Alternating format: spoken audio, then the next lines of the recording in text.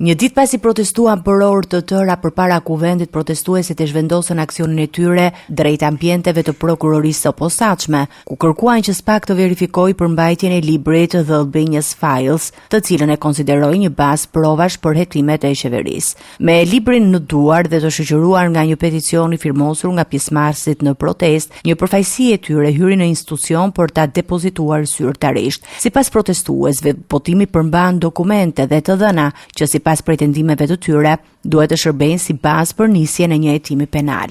SPAK e mbajti librin që ne dorëzuam, pas deklaratës tonë publike që ne kërkojmë nisjen e hetimit për atë që ne e çojmë si një skemë kriminale të kapjes shtetit, ata e mbajtën librin Albanian Files si dokument dhe na thanë që të presim përgjigje në ditët në vijim. Do të kemi edhe një kallëzim penal që po përgatitet nga avokat dhe jurist për gjatë ditëve, kështu që do të kemi edhe një kallëzim penal.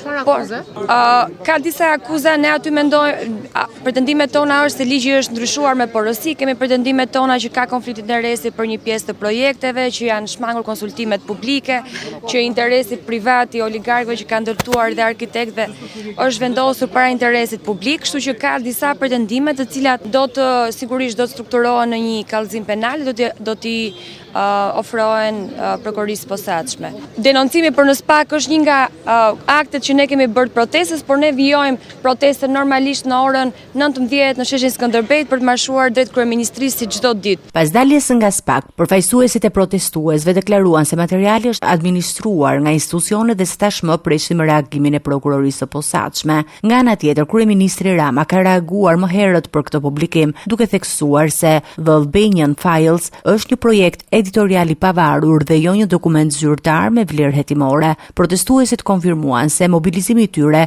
do të vijojë edhe në mbrëmje me grumbullimin e radhës në orën 19. Ata deklarojnë se nuk do të ndërpresin protestat deri në plotësimin e 5 kërkesave që kanë bërë publike prej nisjes së kësaj lëvizjeje. Aksioni së martës u shoqërua me tensione dhe përplasje me forcat e policisë. Protesta e cila nisi përpara kuvendit vijoi më pas drejt drejtorisë së policisë së Tiranës dhe përfundoi pas një marshimi disa orësh në kryeqytet. Si pasojë e incidenteve, policia shoqëroi 6 persona.